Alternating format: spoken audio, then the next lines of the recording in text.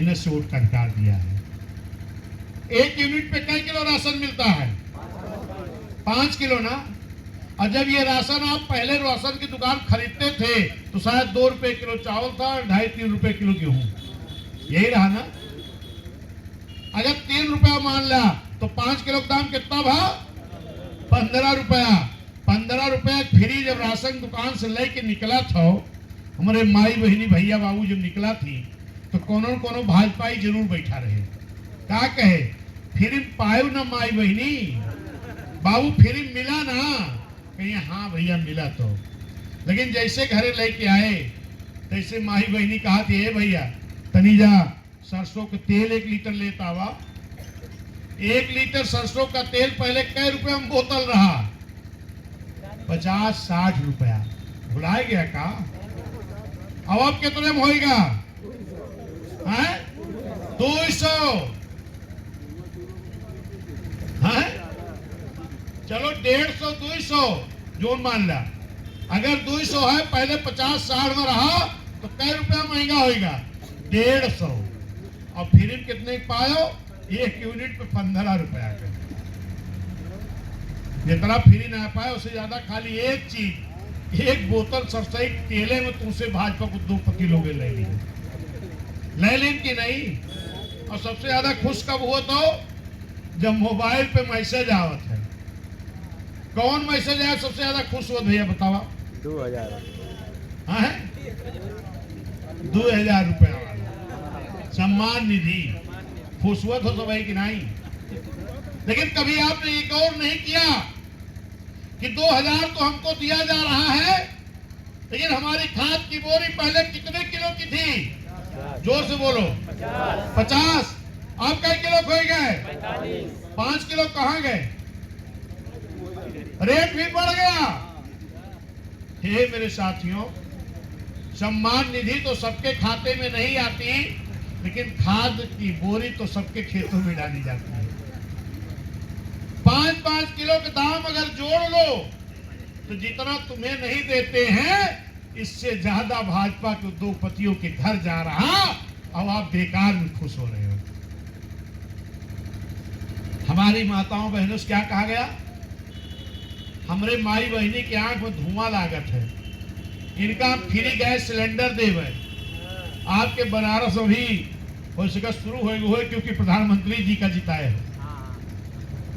क्या gas cylinder नहीं लग रहा है? अब उसकी कनेक्शन होके पाइप पड़ रही है। शुरू हुआ कि नहीं बनारस में? ये पहले बनारस में नहीं था। पहले कहां? गुजरात, चंडीगढ़, महाराष्ट्र, बंबई। जब वहां पाइप से कनेक्शन होके किचन तक पहुंच गया तो सिलेंडर खाली हो गया कि नहीं? खाली हो गया ना। भाजपा के लोगों का इसको कहां फेंका जाए? कहीं लाई चला यूपी में गरीबन की खोपड़ी पटक जाए। यहाँ लाए का कहीं माई बहनी का फ्री दिए है, फ्री दे नहीं। गैस सिलेंडर भरा के ले आएंगे। हे भैया कबरे सब्सिडी आई, बगल बाबू जी के सब्सिडी नहीं आई। ये पहुंच गए कहां? Gas agency. भैया हमार सब्सिडी काहे ना आई? कहीं बाबू जी फ्री पाए हो का? कहीं हाँ है तो फ्री वाला। कहीं जब तक भाजपा वाले सूद ब्याज सहित असूल न ली है तब तक वहां सब्सिडी ना आए। सही है गलत? अब शायद सबका बंद हो गए। केहू कहते हुए 35 रुपया तो केहू 36 रुपया ऐसे आवत बा ना। सब्सिडी बंद क्योंकि फ्री वाले का सूली हो गई। अरे जब भाजपा आई प्रचार में रैली लगती थी, भाजपा के लोग गाड़ी ला के कहां खड़ी कर देते थे? हमारे बीएसपी वाले मोहल्ले में। अब कहा है? हे बाबू 200 रुपया नगद दे माई, चलो पूरी सब्जी रास्ता में अलग से खियाई। हाथी वाले हो ना, ओटवा हथिये के दी हो। समझो का कहत रे? ओटवा हथिये के दी हो, ओटवा नहीं चाहिए तो हाथ। लेकिन रैली चली, चलो माई नहीं बसा खाली चली जाए, बड़ी बेइज्जती हुई जाए। कहा कि 200 रुपये मिले, पूरी मिले, चलो घूम आवा जाए। और जब वहां गए तो कहीं ओटवा तो अपने हथिये के दे भाई, चली रैलिया सुनी तो आई। और वहां जब पहुंचे तो शुरू हुआ नारा, भाषण क्या भाइयों बहनों मित्रों, इस देश का धन कांग्रेस ने विदेश में जमा किया है। अगर उसको लाके के गरीबों के खाते में 15-20 लाख भेज दिया जाए तो कैसा रहेगा? हमारे भैया लोग जोड़े लागे, बड़का भैया, मझिलका भैया, संझिलका भैया, छोटका भैया, बाबुओ जी जिंदा है, 5 खाता तो हमारे घरे खुले, छोड़ा हाथी वाथी। अब कि तो भगवान आ गया।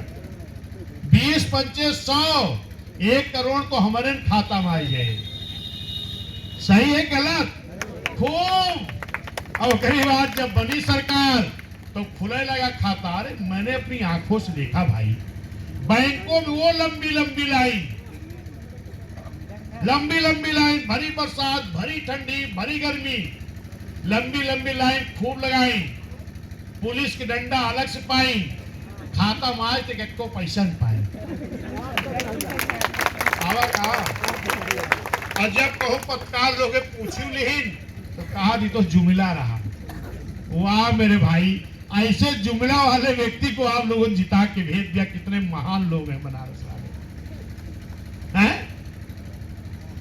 इनकी सारी नीति धोखे की है। खाली हमें आपको समझने की जरूरत है। इसको जरा समझो और अपना हौसला बुलंद करो। अपने बूथ पर खाली जो बहन जी ने काम किया है इसको बता दो। ईमानदारी से कोई नहीं खड़ा होगा। लेकिन मीडिया वाले आपका नहीं दिखाएंगे। भाजपा के प्रचार तंत्र वाले, जो मीडिया वाले स्वतंत्र हैं वो दिखाएंगे। कुछ तो भाजपा के प्रचार तंत्र बन गए हैं, वो नहीं दिखाएंगे। आपको अपना प्रचार खुद करना होगा। एक और बड़ी साजिश हो रही है इस वक्त। क्या लोग कह रहे हैं बीएसपी को खत्म कर दिया जाए। क्यों? क्योंकि बीएसपी तो बाबा साहब का संविधान लागू करना चाहती है। बीएसपी तो गरीबों के लिए काम करती है। इसको खत्म कर दिया जाए। आज इस देश के बड़े बड़े उद्योगपति बड़े बड़े पार्टियों को पैसा दे रहे हैं। मानो साहब कह के गए थे कि अगर आप किसी का सहारा लोगे तो उसका इशारा मानना पड़ेगा। अगर भाजपा ने पूंजीपतियों के पैसे के बल पर सरकार बनाई है तो गरीबों के लिए कोई नीति तो कानून वो नहीं बना सकते, वो बड़े लोगों के लिए बना रहे हैं। जिनकी केंद्र में सरकारें रही, कई प्रदेश में सरकारें रही हैं, हे मेरे भाई, उनको भी अगर उद्योगपति लोग करोड़ों करोड़ों चंदा ना दे तो उनकी पार्टी नहीं चलेगी। सही है गलत? लेकिन अगर ये बीएसपी आपके लिए काम करती है तो इस बीएसपी को चलाने, बनाने, बचाने की जिम्मेदारी हमारे आपके ऊपर है। हे मेरे साथियों, जो समाज हुक्मरान नहीं होता है उसी समाज के साथ अत्याचार होता है। आज अगर हम सरकार के बाहर हैं ना तो आज हमारे लोगों की हत्याएं हो रही हैं, हमारी बहन बेटियों के साथ अत्याचार हो रहा है, हमारे जमीन कब्जा की जा रही है, हमारे लोगों को घर हड़पा जा रहा है। ये मेरे साथियों, हमें इस देश का हुक्मरान बनना पड़ेगा, हमें सहयोग करना पड़ेगा। जैसे हम निमंत्रण इस वक्त खूब चल रहा है, कोई 1000 लिखा था, कोई 5000, कोई 500, कोई 100-200। ये मान लो ये बीएसपी पार्टी हमारा घर है, हमारी पार्टी है, इसको भी हम सहयोग करेंगे। कितना? जितनी हैसियत होगी उतना। मेरे साथियों, हमने अपनी माँ के कोख में इंसान के रूप में हम लोगों ने जन्म तो लिया था, लेकिन इसी देश में हम इंसानों को इंसानियत की जिंदगी नहीं जीने का मौका मिला। हमको इंसान नहीं समझा गया। जिस तालाब में जानवर पानी पी सकता था, गंदगी कर सकता था, ऐसे तालाबों में भी हमें आपको पानी पीने का अधिकार नहीं। हम आप अपनी टूटी चरपाई पर भी अपने घर के सामने नहीं बैठ सकते थे। कुछ ऐसे लोग थे, जब आते थे तो चरपाई से उतर कर हम नीचे बैठ जाए। लेकिन आपने देश में हुकूमत नहीं किया, खाली एक प्रदेश में, वो भी कुछ समय के लिए किए। आज हम चाहे जिसकी कुर्सी पर चाहे जहां बैठे रहते, आज हमको सम्मान की जिंदगी से देखा जाने लगा कि बाबा साहब। मानव साहब की बदौलत, माननीय बहन जी के बदौलत, बीएसपी के बदौलत, अगर इस बीएसपी को लोग खत्म करने की साजिश कर रहे हैं तो हमें उनकी साजिश को फेल करने के लिए हमें कहना चाहिए, बहन जी संघर्ष करो, हम आपके साथ हैं, हर तरह से साथ हैं। हमें आपको क्या गुमराह किया जाता कि आपकी बहन जी तो सदस्यता अभियान चलाती है, आपकी बहन जी तो पैसा मांगती है। अरे भाई, तुम्हें करोड़ों करोड़ उद्योगपति दे रहे हैं तब तुम्हारा दल चलता है, और हमारे दल को हमारा गरीब भाई 10 रुपए, 20 रुपए, 50 रुपए, 100 रुपए, 1000 रुपए, 2000 देके चलाएगा। बहन जी आएंगी तो गरीबों के लिए काम करेगी। बहन जी बेटियों को पढ़ने के लिए साइकिल दे रही थी ना, नहीं दे रही थी क्या? 25,000 रुपए दे रही थी ना। और आज भाजपा के लोग कह रहे बेटी पढ़ाओ बेटी बचाओ। अगर पढ़ाने और बचाने की नियत होती तो हमारी बेटियों को 25,000 नहीं बंद करते, आज साइकिल देना नहीं बंद करते। और ये सब तभी संभव है जब इस देश की हुकूमत आपके हाथ में आए। लास्ट शब्द मैं बोल रहा हूं, बाबा साहब की आप तस्वीर देखते हो, यहां भी तस्वीर लगी है। एक हाथ में बाबा साहब क्या है? संविधान, और दूसरे हाथ से इशारा कर रहे हैं। क्या कह रहे हैं? वो कह रहे हैं कि हमने इस संविधान में बड़ी मेहनत से वोट का अधिकार दिया है, और इसलिए दिया है कि इस वोट के बल पर इस देश की प्रधानमंत्री की कुर्सी पे कब्जा करो और मेरा बनाया हुआ संविधान पूरी ईमानदारी से लागू कराओ। ये कह रहे हैं, लेकिन हम क्या कहते हैं? वोट हमारा, राज तुम्हारा नहीं चलेगा। नारा लगाने से बात नहीं बनने वाली भाई। अरे 75-76 साल हो गए, राज चला नहीं रहे लोग। परिवर्तन करो, लड़ाई लड़ो, तैयार करो बूथ स्तर पर। ये रजिस्टर बहन जी ने दिया है, इसमें पेज पड़ा है, एक भी चवन्नी इसमें से विधानसभा अध्यक्ष जी, जिलाध्यक्ष जी या प्रभारी लोग या हम लोग खर्च नहीं कर सकते। इसमें जो भी आपका सहयोग होगा, आपका नाम रहेगा, आपका अमाउंट रहेगा, और ये पैसा रजिस्टर पार्टी कार्यालय पर पार्टी चलाने के लिए जाएगा। और जो पदाधिकारी हैं वो सदस्य बन जाएंगे। तमाम लोग हमारे ऐसी टिप्पणी करते हैं, कहते हैं बहन जी तो कुछ कर ही नहीं रही। अरे मेरे साथियों, बहन जी को जब मानवर कांसी राम साहब ने समझाया तो बहन जी की उम्र कितनी थी? कितनी थी? 21-22 साल। और जब बहन जी ने बहुजन मूवमेंट में काम करना शुरू किया, पार्टी में काम करना शुरू किया, तो एक दिन उनके माँ बाप ने बोला, किससे? बहन जी से, कि या तो तुम बहुजन मूवमेंट बीएसपी का काम छोड़ दो, या तो घर द्वार और मुझे छोड़ दो। किसने कहा? माता पिता ने।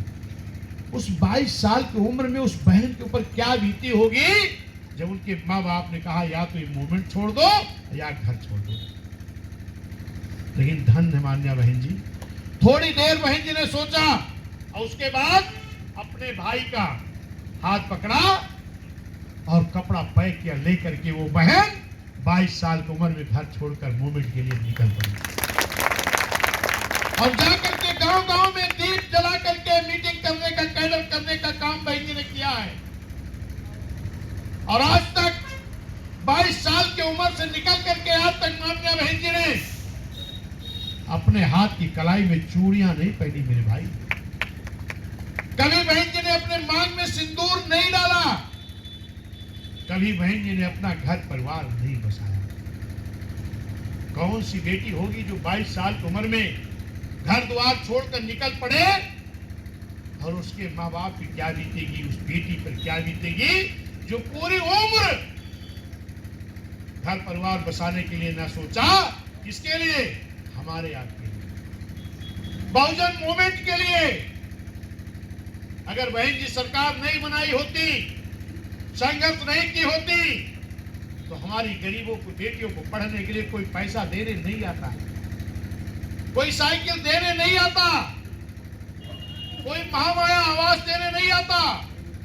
गांव-गांव में खाली जमीनें पट्टा काट करके आपको जमीन का मालिक बनाने कोई नहीं आता।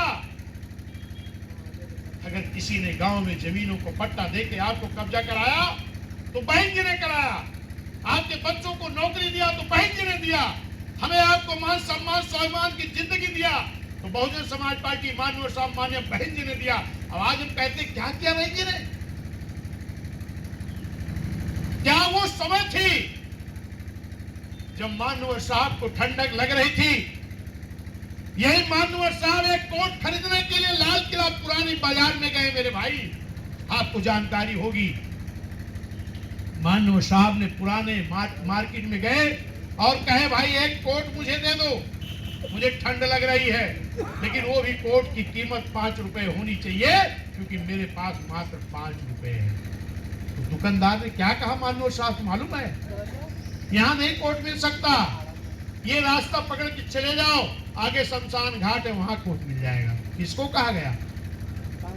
माननीय कांसी राम साहब को कहा गया। माननीय कांसी राम साहब उस दुकानदार की बात सुन करके शमशान घाट पर चले जाते हैं और वहां जो रहता है डोम, उससे कहते हैं भाई हमें भेजा गया यहाँ कोट मिल जाएगा। वो समझ गया। तमाम लोग कपड़े अपने लाश के साथ में ले जा करके फेंक देते हैं। एक किसी अधिकारी का कोट था, वो बेचारा डोम लेकर के आया, कहा साहब ये कोट है, देखो पहनो। साहब ने उस कोट को झाड़ के पहना और कहा हाँ साइज तो मेरी सही है, 5 रुपए में दे दोगे? कहा हाँ दे देंगे। साहब ने उसको 5 रुपए दिया और वो कोट पहन करके इस मूवमेंट को तैयार करने का काम किया है। जितने भी गरीबों के मूवमेंट चले हैं, बहुजन समाज के मूवमेंट चले हैं, उनको कभी पूंजीपतियों ने सहयोग नहीं किया है। माननीय साहब ने क्या कहा?